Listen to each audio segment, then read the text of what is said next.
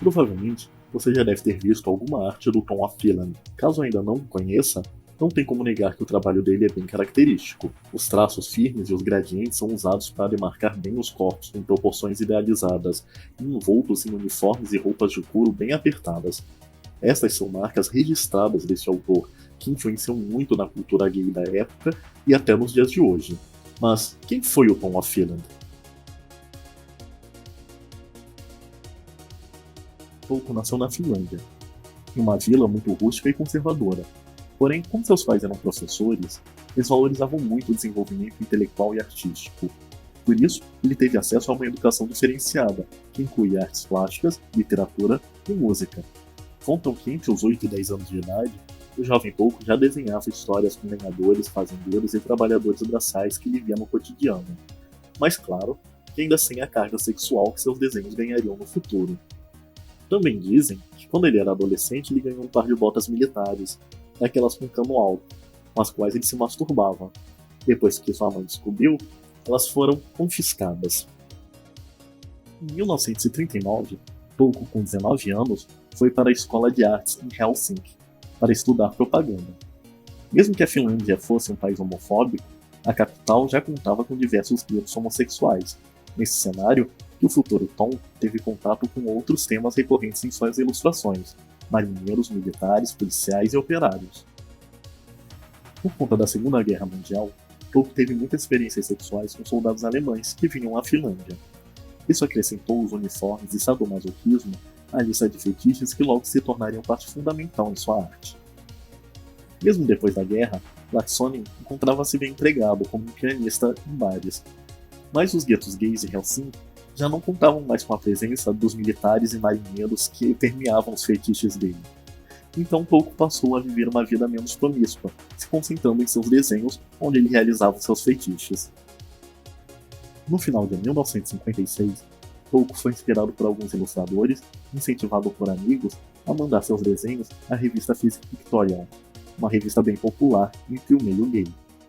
Pouco tempo depois, a edição de primavera de 1957 da mesma publicação trouxe um lenhador musculoso sorrindo, desenhado por Tom Phelan. Não demorou muito para que Tom se tornasse o desenhista principal da revista, um nome popular no meio gay americano. Nesta época, os desenhos de Tom remetiam muito mais à sua infância, com lenhadores e trabalhadores braçais, e um pouco à sua juventude, com os operários e policiais. Ele não podia retratar os uniformes militares que tanto gostava, principalmente os nazistas ao qual ele parabenizava o corte. Seus desenhos não tinham intenções políticas, mas tratar os militares em época de Guerra Fria era um tanto perigoso. Porém, este impedimento abriu portas para a entrada dos motoqueiros e suas roupas de couro, dos topetes e cigarros que representavam um símbolo de liberdade transviada, masculinidade e poder na época. Assim que os desenhos eróticos começaram a dar mais dinheiro, ele começou a adicionar detalhes mais fotorrealistas, principalmente nos corpos e nas roupas de couro. Tolkien foi detido algumas vezes nos Estados Unidos, com base naquelas leis de costume que impediam casais homossexuais de se encontrarem na rua, ou que serviam simplesmente para implicar com pessoas que não tinham o comportamento que a época considerava como aceitável. A partir de 1968, Tom passou a buscar um ideal de beleza masculina, que era expressado através de um personagem. Assim surgiu Vic, que por conta de uma americanização tornou-se Mike. Jack, que era inspirado no Tarzan, até a chegada do motoqueiro bigodudo Kak. Nesses anos, Tom levou a arte homoerótica americana a um novo nível. Os homens que ele desenhava tinham falos enormes e transavam uns com os outros sem o menor pudor, com direito a fist fucking, exibicionismo, bondage, roupas de couro, entre tantos outros fetiches. Assim, ele acabou ditando vários padrões de uma subcultura gay fetichista.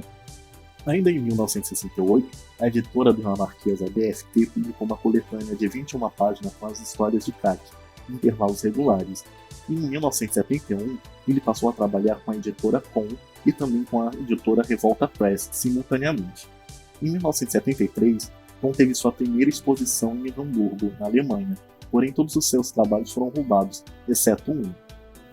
Ele só voltou a expor em 1978 nos Estados Unidos, em Los Angeles, São Francisco e na Califórnia. As viagens e visibilidade que Tom ganhou durante essas exposições cunharam ele rapidamente como uma celebridade do meio gay americano, colocando-o em contato com muitos outros artistas contemporâneos, inclusive um editor que alavancaria sua carreira a níveis estratosféricos, Dirk Benner. No ano de 1981, Tom perdeu seu namorado, Vere, que morreu de câncer na garganta. E mesmo depois de ter sido diagnosticado com enfisema, em 1978, Tom só reduziu seu ritmo de trabalho e não parou de desenhar até sua morte em 1991. Tom O'Fillion lutou por mais de 30 anos para ter sua arte reconhecida, criando inclusive um conceito de arte erótica, opondo-se à ideia de que seus desenhos eram mera pornografia. Ele também lutou pela liberdade sexual e mudou a imagem da cultura homossexual pelo mundo. Dirk Benner foi um grande amigo de Tom, alguém bem próximo e pessoal. Em 1984, ele incentivou Tolko a criar a primeira fundação Tom O'Fillion, com o objetivo de recuperar e preservar seus trabalhos. Hoje, a fundação trabalha com a arte homoerótica de diversos artistas e se tornou a instituição de maior renome na catalogação, comercialização e exibição desse tipo de material. Antes mesmo de partir, Tom O'Fillion já havia inspirado todo o cenário fetichista gay. Hoje, filmes, sendo eles eróticos ou não, ensaios e desfiles, quando tem uma pegada mais sadomasoquista, usam como ponto de partida a arte de Tom O'Fillion. Ele também inspirou a moda e a cultura gay americana, sendo um dos passos importantes para a liberdade sexual como a conhecemos hoje. Olá, meus pervertidos! Aqui é o Otoko, e a edição foi por conta do Pedroca West. Espero que tenham gostado desta edição do ensaio Bara Repórter. Não esqueçam de conferir a Otoko Repórter no D de Bara e responda nos comentários: você já sabia quem era o Tom O'Fillion?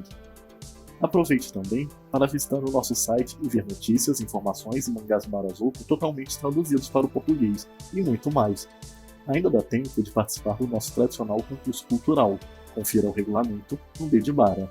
Um abraço do Otoko e boas fodas!